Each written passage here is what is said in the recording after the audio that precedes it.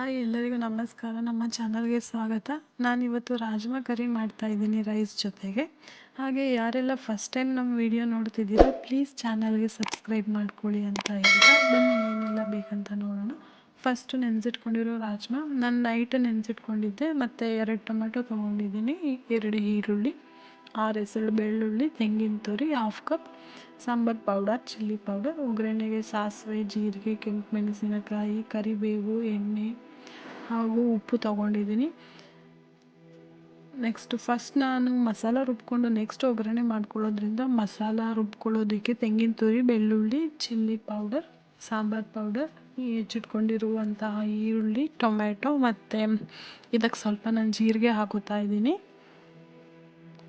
ಮತ್ತು ಇದಕ್ಕೆ ಸ್ವಲ್ಪ ನೀರು ಹಾಕ್ಕೊಂಡು ರುಬ್ಬಿಟ್ಕೋಬೇಕು. ಇದನ್ನು ರುಬ್ಬಿ ಎತ್ತಿಟ್ಕೊಳ್ತಾ ಇದ್ದೀನಿ.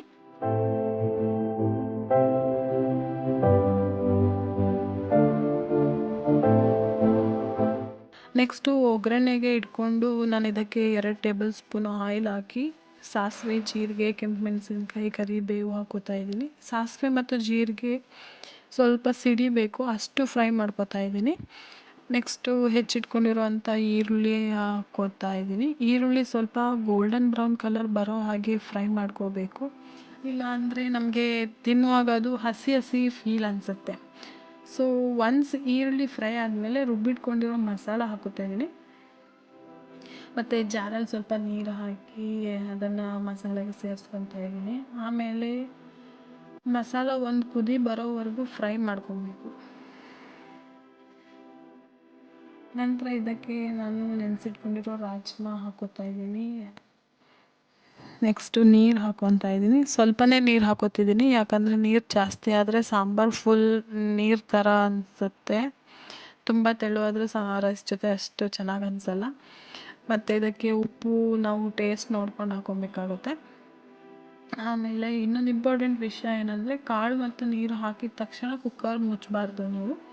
ಅದು ಒಂದು ಕುದಿ ಬರೋವರೆಗೂ ಕುದಿಸಿ ನಂತರ ಮುಚ್ಚಬೇಕು. ಯಾಕೆಂದರೆ ನಾವು ಮಸಾಲೆಗೆ ತೆಂಗಿನ ತುರಿ ಹಾಕಿರೋದ್ರಿಂದ ಸಮ್ಟೈಮ್ಸ್ ತಳ ಇಟ್ಕೊಳ್ಳೋ ಚಾನ್ಸಸ್ ಇರುತ್ತೆ. ಸೊ ಒಂದು ಕುದಿ ಬರೋವರೆಗೂ ಕುದಿಸಿ ಅದನ್ನು ಮಿಕ್ಸ್ ಮಾಡಿ ನಂತರ ಮುಚ್ಚಳ ಮುಚ್ಚಬೇಕು. ನೆಕ್ಸ್ಟ್ ಇದನ್ನು ನಾನು 3 ವಿಷಲ್ ಹಾಕಿಸ್ಕೊತಾ ಇದ್ದೀನಿ, ಕಾಳು ಚೆನ್ನಾಗಿ ನೆಂದಿರೋದ್ರಿಂದ. ಬನ್ನಿ ಹೇಗೆ ಬಂದಿದೆ ಅಂತ ನೋಡೋಣ. ಪರಿಮಳ ಅಂತೂ ನಿಜವಾಗ್ಲೂ ತುಂಬ ಚೆನ್ನಾಗಿ ಬರ್ತಾ ಇದೆ. ಅಲ್ಲಿ ನೋಡ್ಬೋದು ಕನ್ಸಿಸ್ಟೆನ್ಸಿ ಎಷ್ಟು ಚೆನ್ನಾಗಿದೆ ಅಂತ. ನಾನು ನೀರು ಜಾಸ್ತಿ ಹಾಕಿರೋದ್ರಿಂದ ಸ್ವಲ್ಪ ಗಟ್ಟಿ ಇದೆ. ಇದನ್ನು ಬಿಸಿ ರೈಸ್ ಜೊತೆ ಸರ್ವ್ ಮಾಡ್ಕೊಂಡು ತಿನ್ನೋಕೆ ತುಂಬ ಚೆನ್ನಾಗಿರುತ್ತೆ. ನಾನು ಇದು ರೈಸ್ ಜೊತೆಗೆ ಸ್ವಲ್ಪ ಹಪ್ಪಳ ಕೂಡ ಮಾಡಿದ್ದೀನಿ. ಇಲ್ಲಿ ನೋಡ್ಬೋದು ನೀವು ಕಾಳು ಎಷ್ಟು ಚೆನ್ನಾಗಿ ಬೆಂದಿದೆ ಅಂತ. ಏನಾದರೂ ಏನಪ್ಪ ಅಂದರೆ ಕಾಳು ಎಷ್ಟು ಚೆನ್ನಾಗಿ ಬೇಯುತ್ತೋ ಅಷ್ಟು ಸಾಂಬಾರು ಟೇಸ್ಟ್ ಬರುತ್ತೆ.